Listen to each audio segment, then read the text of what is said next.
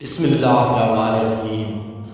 امام علی علیہ السلام کی خدمت میں ایک شخص آ کے کہنے لگا، یا علی علیہ السلام، قبر کا سب سے زیادہ ڈرا دینے والا منظر کون سا ہوگا؟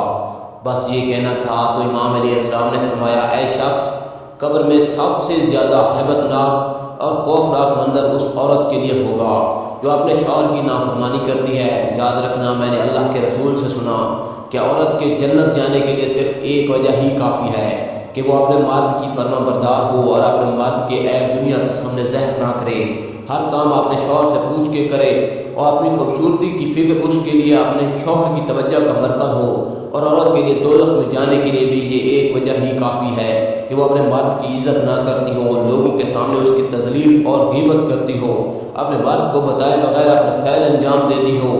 اللہ گواہ ہے، عورت کی سب سے افضل نیکی ہی یہی ہے کہ وہ اپنے گھر کو جنت بنائے اور اپنے مرد کی چھوٹی چھوٹی غلطیوں کو درگزر کرے۔ باخدا عورت کا یہ عمل ہر عبادت اور ہر نیک عمل سے افضل ہے۔ یاد رکھنا، اس زمین پہ عن قریب ایک ایسا وقت آئے گا جب دنیا کے مرد عورتوں کی مثل ہوں گے اور دنیا کی عورتیں مردوں کی مثل ہوں گی۔ اس وقت عورتیں نہ تو اپنے مردوں کی عزت کریں گی اور نہ ہی اپنی زندگی کے فیصلے اپنے مردوں سے پوچھا کریں گی۔ ان کے بناؤ سگار کا مرکز غیر مرد کی توجہ ہوگی۔ مرد اپنی عورتوں پہ خرچ کرنے سے منہ موڑیں گے اور غیر عورتوں پر فخر سے خرچ کریں گے۔